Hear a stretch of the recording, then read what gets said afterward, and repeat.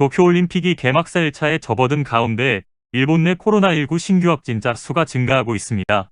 일본 공영방송 NHK에 따르면 일본의 신규 확진자는 도쿄올림픽 개막식 전날인 22일 5,300여 명을 기록한 후 4,000명대에 머물다 사흘 만에 다시 5,000명을 넘어섰습니다.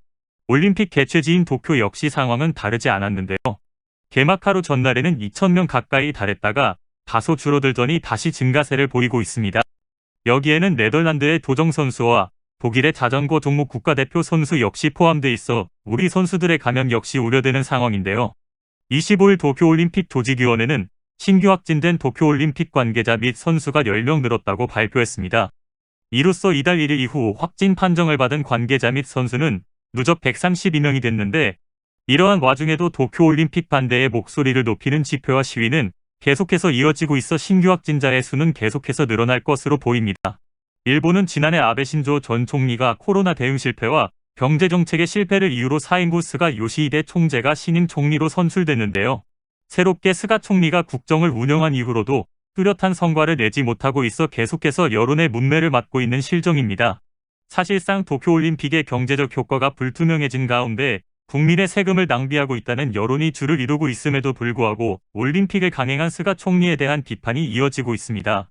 또한 스가 요시히데 내각이 출범한 이후로도 코로나 방역 대책에서도 별다른 성과를 내지 못하고 있어 스가 총리에 대한 지지율은 계속해서 하락하고 있는데, 엎친 데 덮친 격으로 태풍 8호 네파탁이 이바라키현과 후쿠시마현 사이로 상륙할 것으로 예상되고 있습니다.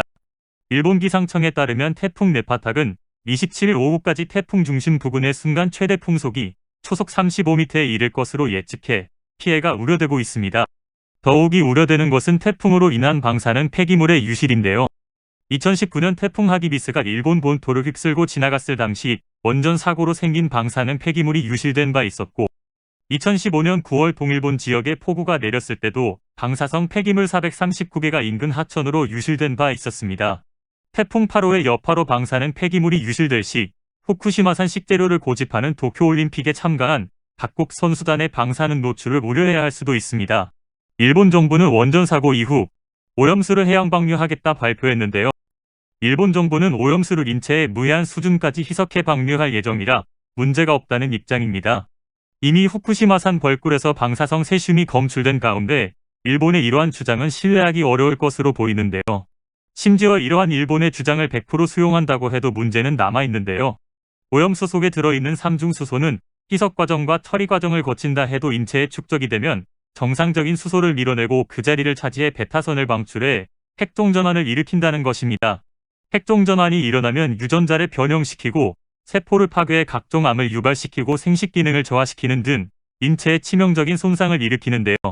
문제는 후쿠시마에 아직 정화 처리도 되지 않은 오염수 130만 톤과 도쿄 등 11개 크기의 오염토와 폐기물이 방치돼 있다는 것입니다.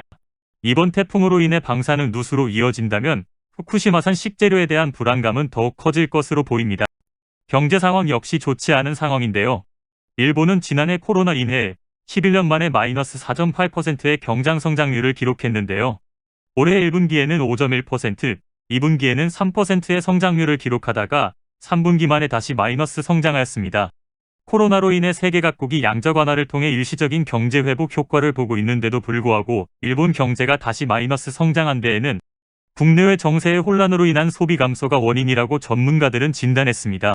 경제, 코로나, 태풍, 도쿄올림픽 등 연이은 악재들로 인해 스가 총리의 지지율은 역대 최저치를 기록하고 있습니다. 니혼게이자의 신문 여론조사에 따르면 스가 총리의 지지율은 지난달과 비교해 9% 빠진 34%를 기록했는데요.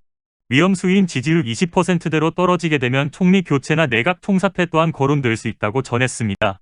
시청해주셔서 감사합니다. 더 멋진 영상으로 보답하겠습니다. 영상 유익하셨다면 구독과 좋아요, 알림 설정 부탁드리며 댓글로 의견도 남겨주세요.